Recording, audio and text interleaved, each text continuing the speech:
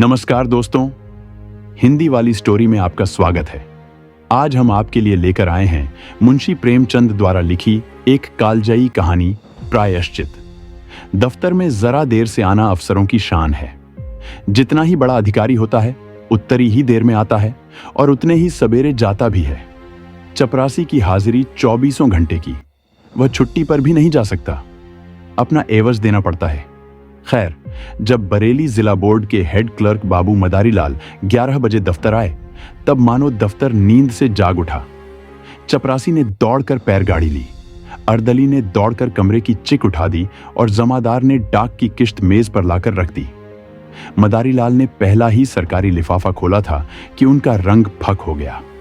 वे कई मिनट तक आश्चर्यान्वित हालत में खड़े रहे, मानो सारी ज्ञानेंद्रियों शिथिल हो गई हों। उन पर बड़े बड़े आघात हो चुके थे, पर इतने बेहदवास वे कभी ना हुए थे। बात यह थी कि बोर्ड के सेक्रेटरी की जो जगह 1 महीने से खाली थी, सरकार ने सुबोध चंद्र को वह जगह दी थी, और सुबोध चंद्र वह व्यक्ति था जिसके नाम ही से मदारीलाल को घृणा थी।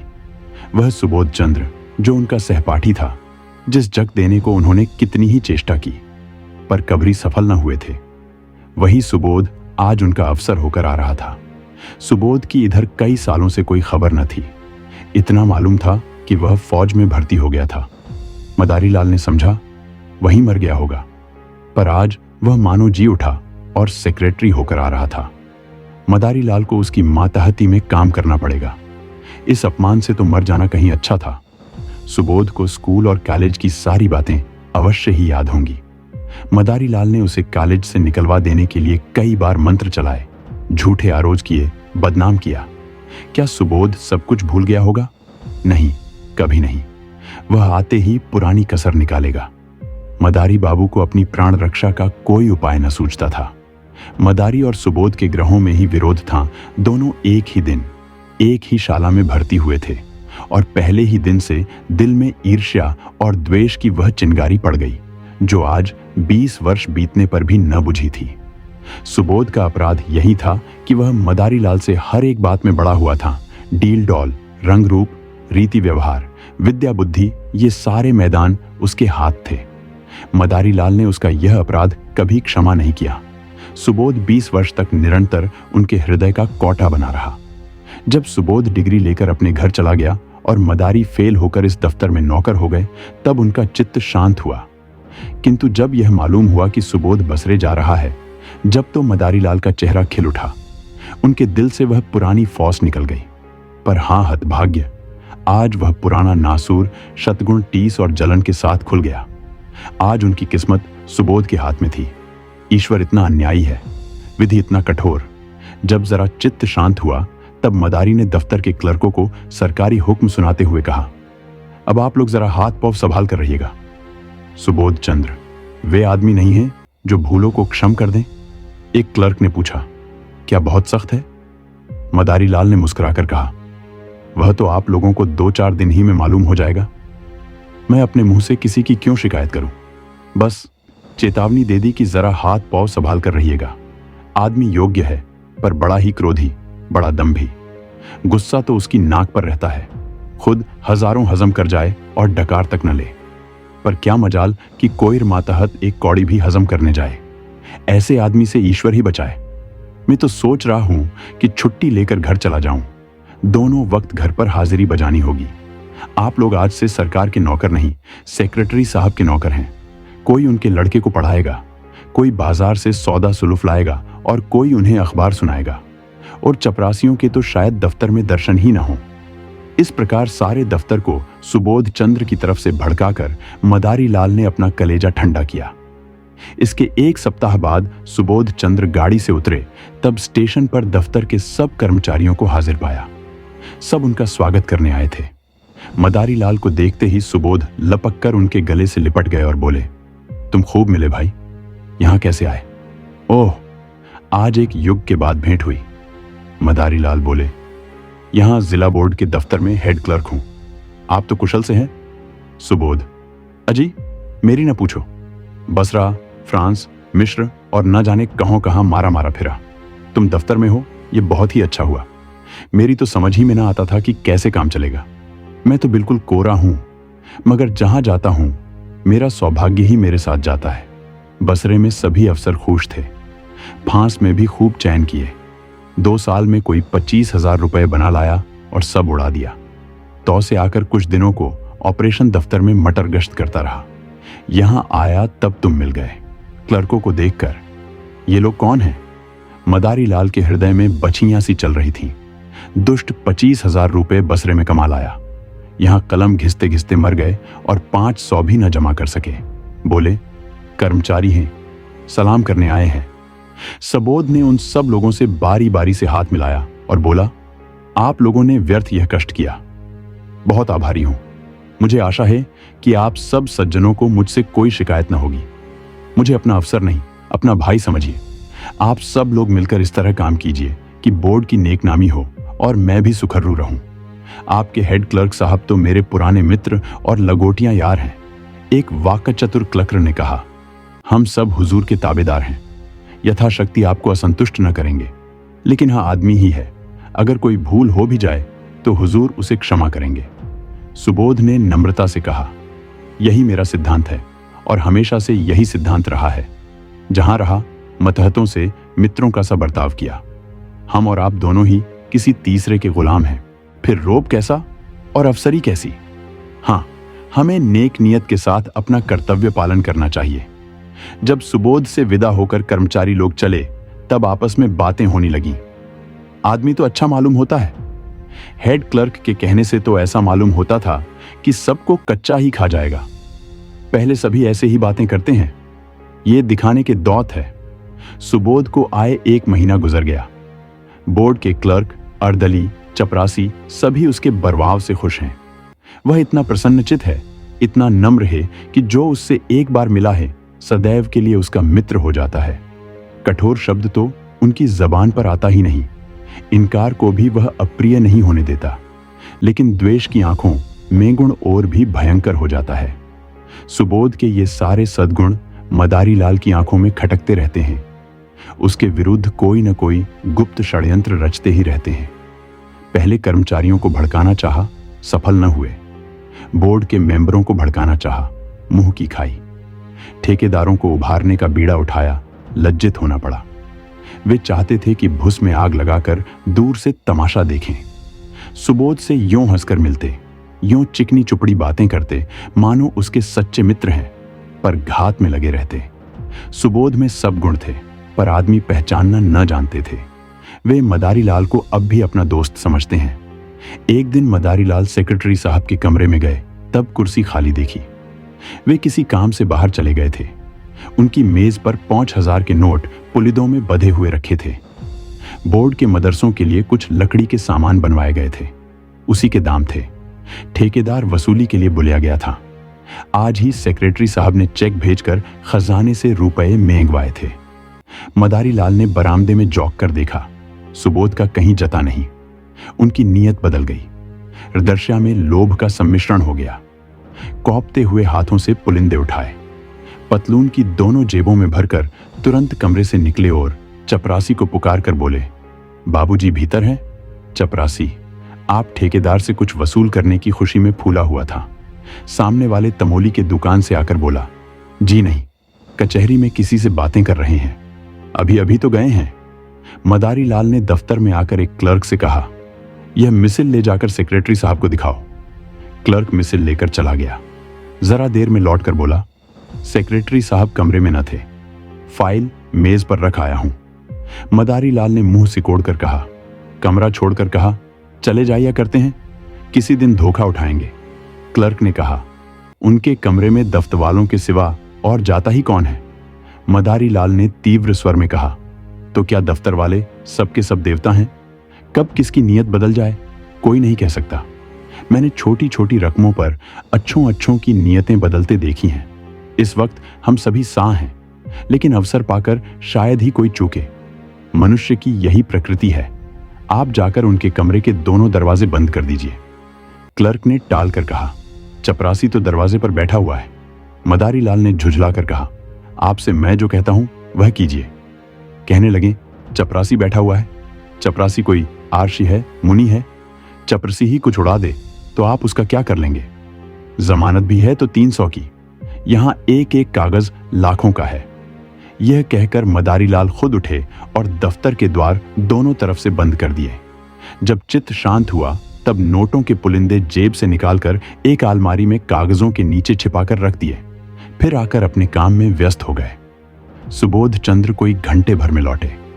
तब उनके कमरे का द्वार बंद था। दफ्तर में आकर मुस्कुराते हुए बोले, मेरा कमरा किसने बंद कर दिया है भाई? क्या मेरी बेदखली हो गई? मदारीलाल ने खड़े होकर मृदु तिरस्कार दिखाते हुए कहा, साहब गुस्ताखी माफ हो। आप जब कभी बाहर जाएं, चाहे एक ही मिनट के लिए क्यों ना हो, तब दरवाजा बंद कर दिया करें। आपकी मेज पर रुपये, पैसे और सरकारी कागज पत्र बिखरे पड़े रहते हैं। न जाने किस वक्त किसकी नीयत बदल जाए। मैंने अभी सुना कि आप कहीं गए हैं, जब दरवाजे बंद कर दिए। सुबोध चंद्र द्वार खोलकर कमरे में गए और सिगार पीने लगे। मेज पर नोट रखे हुए हैं, इसकी खबर ही न थी। सहसा ठेकेदार ने आकर सलाम किया। सुबोध कुर्सी से उठ बैठे और बोले, तुमने बहुत देर कर दी, तुम्हारा ही इंतजार कर रहा था। 10 ही बजे रुपये मंगवा लिए थे। रसीद लिखवा लाए हो ना? ठेकेदार, हुजूर रसीद लिखवा लाया हूं। सुबोध, तो अपने रुपये ले जाओ। तुम्हारे काम से मैं बहुत खुश नहीं हूं। लकड़ी तुमने अच्छी नहीं लगाई और काम में सफाई भी नहीं है। अगर ऐसा काम फिर करोगे तो ठेकेदारों के रजिस्टर से तुम्हारा नाम निकाल दिया जाएगा। यह कहकर सुबोध ने मेज पर निगाह डाली। तब नोटों के पुलिंदे न थे। सोचा शायद किसी फाइल के नीचे दब गए हों। कुर्सी के समीप के सब कागज उलट पुलट डाले, मगर नोटों का कहीं पता नहीं। ऐन नोट कहाँ गए? अभी तो यही मैंने रख दिए थे, जा कहाँ सकते हैं। फिर फाइलों को उलटने पुलटने लगे। दिल में जरा जरा धड़कन होने लगी। सारी मेज के कागज छान डाले, पुलिंदों का पता नहीं। तब वे कुर्सी पर बैठकर इस आध घंटे में होने वाली घटनाओं की मन में आलोचना करने लगे। चपरासी ने नोटों के पुलिंदे लाकर मुझे दिए, खूब याद है। भला यह भी भूलने की बात है, और इतनी जल्द? मैंने नोटों को लेकर यहीं मेज पर रख दिया, गिना तक नहीं। फिर वकील साहब आ गए। पुराने मुलाकाती हैं, उनसे बातें करता जरा उस पेड़ तक चला गया। उन्होंने पान मंगवाए। बस इतनी ही देर रहूं। जब गया हूं तब पुलिंदे रखे हुए थे, खूब अच्छी तरह याद है। तब ये नोट कहां गायब हो गए? मैंने किसी संदूक, दराज या आलमारी में नहीं रखे। फिर गए तो कहां? शायद दफ्तर में किसी ने सावधानी के लिए उठाकर रख दिए हों, यही बात है। मैं व्यर्थ ही इतना घबरा गया। तुरंत दफ्तर में आकर मदारीलाल से बोले, आपने मेरी मेज पर से नोट तो उठाकर नहीं रख दिया? मदारीलाल ने भौंचक्के होकर कहा, क्या आपकी मेज पर नोट रखे हुए थे? मुझे तो खबर ही नहीं। अभी पंडित सोहनलाल एक फाइल लेकर गए थे, तब आपको कमरे में ना देखा। जब मुझे मालूम हुआ कि आप किसी से बातें करने चले गए हैं, वह दरवाजे बंद करा दिए। क्या कुछ नोट नहीं मिल रहे हैं? सुबोध आंखें फैलाकर बोले, अरे साहब पूरे 5000 के हैं, अभी अभी चेक भुनाया है। मदारीलाल ने सिर पीट कर कहा, पूरे 5000? हाँ भगवान, आपने मेज पर खूब देख लिया है। अजी 15 मिनट से तलाश कर रहा हूं। चपरासी से पूछ लिया कि कौन कौन आया था। आइए जरा आप लोग भी तलाश कीजिए, मेरे तो होश उड़े हुए हैं। सारा दफ्तर सेक्रेटरी साहब के कमरे की तलाशी लेने लगा। मेज, आलमारियों, संदूक सब देखे गए। रजिस्टरों के वर्क उलट पुलट कर देखे गए, मगर नोटों का कहीं पता नहीं। कोई उड़ा ले गया। अब इसमें कोई शबह न था। सुबोध ने एक लंबी सॉस ली और कुर्सी पर बैठ गए। चेहरे का रंग फक हो गया, झरसा मुंह निकल आया। इस समय कोई उन्हें देखते तो समझता कि महीनों से बीमार है। मदारीलाल ने सहानुभूति दिखाते हुए कहा, गजब हो गया और क्या, आज तक कभी ऐसा अंधेर न हुआ था। मुझे यहां काम करते 10 साल हो गए, कभी ढेले की चीज भी गायब न हुई। मैं आपको पहले दिन सावधान कर देना चाहता था कि रुपये पैसे के विषय में होशियार रहिएगा, मगर शुद्धनी थी, ख्याल न रहा। जरूर बाहर से कोई आदमी आया और नोट उड़ाकर गायब हो गया। चपरासी का यही अपराध है कि उसने किसी को कमरे में जोने ही क्यों दिया। वह लाख कसम खाए कि बाहर से कोई नहीं आया, लेकिन मैं इसे मान नहीं सकता। यहां से तो केवल पंडित सोहनलाल एक फाइल लेकर गए थे, मगर दरवाजे ही से जौक कर चले आए। सोहनलाल ने सफाई दी, मैंने तो अंदर कदम ही नहीं रखा साहब। अपने जवान बेटे की कसम खाता हूं जो अंदर कदम रखा भी हो।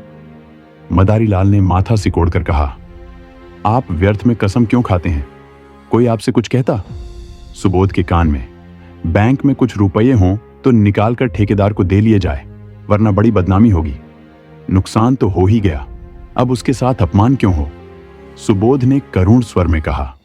बैंक में मुश्किल से 200-400 रुपये होंगे भाईजान। रुपये होते तो क्या चिंता थी, समझ लेता जैसे 25,000 उड़ गए वैसे ही 30,000 भी उड़ गए। यहां तो कफन को भी कौड़ी नहीं। उसी रात को सुबोध चंद्र ने आत्महत्या कर ली। इतने रुपयों का प्रबंध करना उनके लिए कठिन था। मृत्यु के पर्दे के सिवा उन्हें अपनी वेदना, अपनी विवशता को छिपाने की और कोई आड़ न थी। दूसरे दिन प्रातः चपरासी ने मदारी लाल के घर पहुंचकर आवाज दी। मदारी को रात भर नींद न आई थी। घबराकर बाहर आए। चपरासी उन्हें देखते ही बोला, हुजूर, बड़ा गजब हो गया। सिकट्टरी साहब ने रात को गर्दन पर छुरी फेर ली। मदारी लाल की आंखें ऊपर चढ़ गईं, मुंह फैल गया और सारी देह सिहर उठी, मानो उनका हाथ बिजली के तार पर पड़ गया हो। छुरी फेर ली? जी हां, आज सवेरे मालूम हुआ। पुलिस वाले जमा हैं, आप आके बुलाया है। लाश अभी पड़ी हुई है? जी हां, अभी डॉक्टरी होने वाली है। बहुत से लोग जमा हैं, सब बड़े बड़े अफसर जमा हैं। हुजूर, लहाज की ओर ताकते नहीं बनता। कैसा भला मानुष हीरा आदमी था। सब लोग रो रहे हैं। छोटे छोटे 2 बच्चे हैं, एक सायानी लड़की है ब्याहने लायक। बहू जी को लोग कितना रोक रहे हैं, पर बार बार दौड़कर लहाज के पास आ जाती हैं। कोई ऐसा नहीं है जो रूमाल से आंखें न पोंछ रहा हो। अभी इतने ही दिन आए हुए, पर सबसे कितना मेलझोल हो गया था। रुपये की तो कभी परवाह ही नहीं थी। दिल दरियाब था। मदारी लाल के सिर में चक्कर आने लगा। द्वारा की चौखट पकड़कर अपने को संभाल न लेते तो शायद गिर पड़ते। पूछा, बहू जी बहुत रो रही थीं? कुछ न पूछिए हुजूर, पेड़ की पत्तियों झड़ी जाती हैं, आंख फूलकर गूलर हो गई है। कितने लड़के बतलाए तुमने? हुजूर, 2 लड़के हैं और 1 लड़की। नोटों के बारे में भी बातचीत हो रही होगी? जी हां, सब लोग यही कहते हैं कि दफ्तर के किसी आदमी का काम है। दारोगा जी तो सोहनलाल को गिरफ्तार करना चाहते थे, पर शायद आपसे सलाह लेकर करेंगे। सेक्रेटरी साहब तो लिख गए हैं कि मेरा किसी पर शक नहीं है। क्या सेक्रेटरी साहब कोई खत लिखकर छोड़ गए हैं? हाँ, मालूम होता है। छुरी चलाते बखत याद आए कि सुबह में दफ्तर के सब लोग पकड़ लिए जाएंगे। बस कलेक्टर साहब के नाम चिट्ठी लिख दी। चिट्ठी में मेरे बारे में भी कुछ लिखा है। तुम्हें यह क्या मालूम होगा? हुजूर, अब मैं क्या जानूं, मुदा इतना सब लोग कहते थे कि आपकी बड़ी तारीफ लिखी है।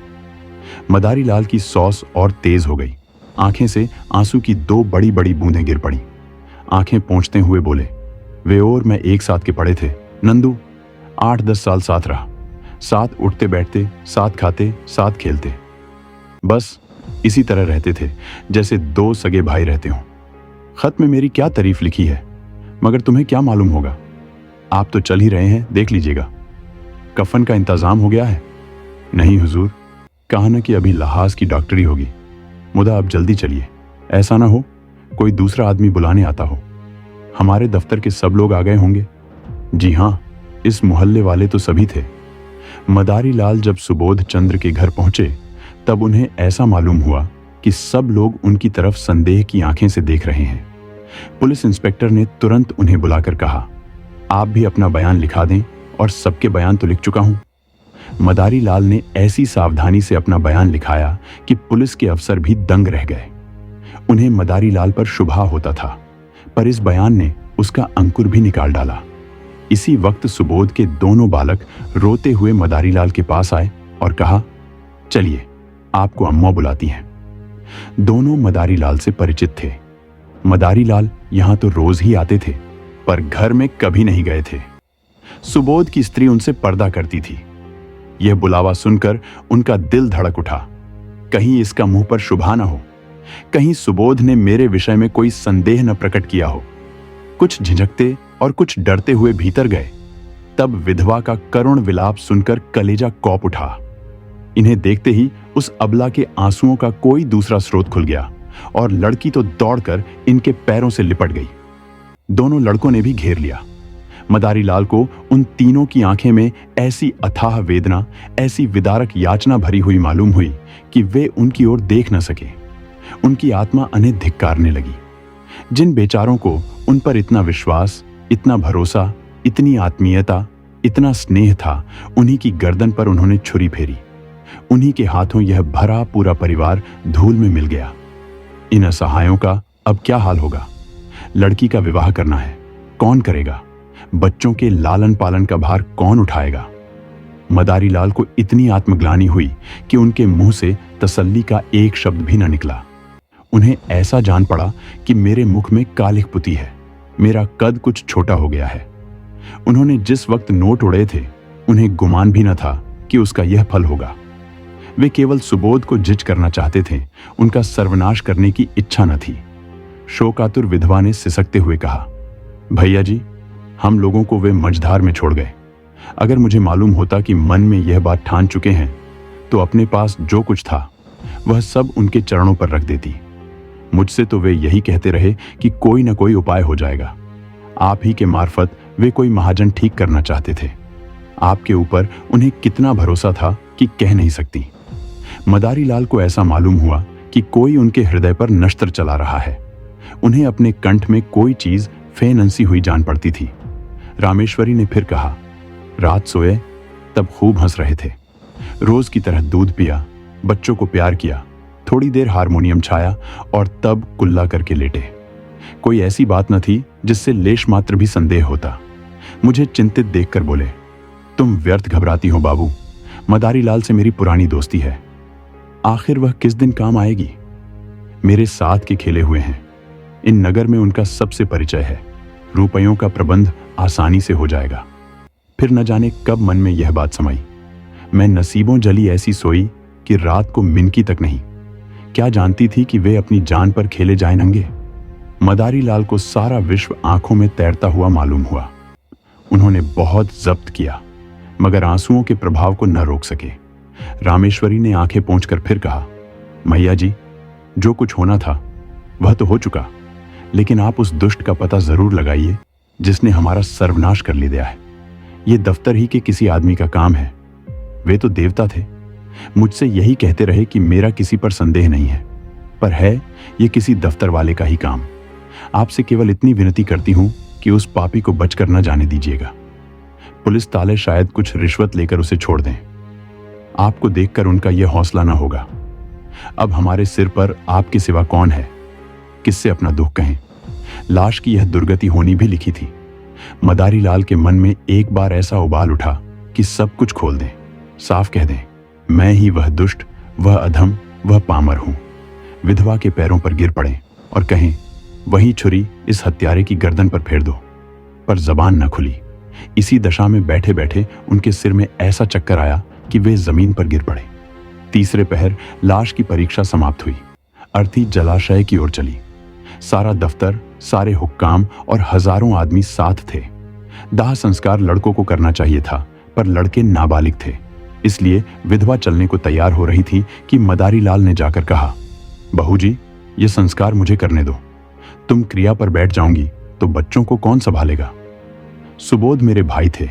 जिंदगी में उनके साथ कुछ सलूक न कर सका। अब जिंदगी के बाद मुझे दोस्ती का कुछ हक अदा कर लेने दो। आखिर मेरा भी तो उन पर कुछ हक था। रामेश्वरी ने रोकर कहा, आपको भगवान ने बड़ा उदार हृदय दिया है भैया जी, नहीं तो मरने पर कौन किसको पूछता है। दफ्तर की ओर लोग जो आधी आधी रात तक हाथ पौधे खड़े रहते थे, झूठी बात पूछने न आए कि जरा ढांढस होता। मदारी लाल ने दाह संस्कार किया। 13 दिन तक क्रिया पर बैठे रहे। 13वें दिन पिंडदान हुआ। ब्राह्मणों ने भोजन किया, बिखरियों को अन्नदान दिया गया, मित्रों की दावत हुई, और यह सब कुछ मदारी लाल ने अपने खर्च से किया। रामेश्वरी ने बहुत कहा कि आपने जितना किया उतना ही बहुत है। अब मैं आपको और जेरबार नहीं करना चाहती। दोस्ती का हक इससे ज्यादा और कोई क्या अदा करेगा? मगर मदारी लाल ने एक न सुनी। सारे शहर में उनके यश की धूम मच गई। मित्र हो तो ऐसा हो।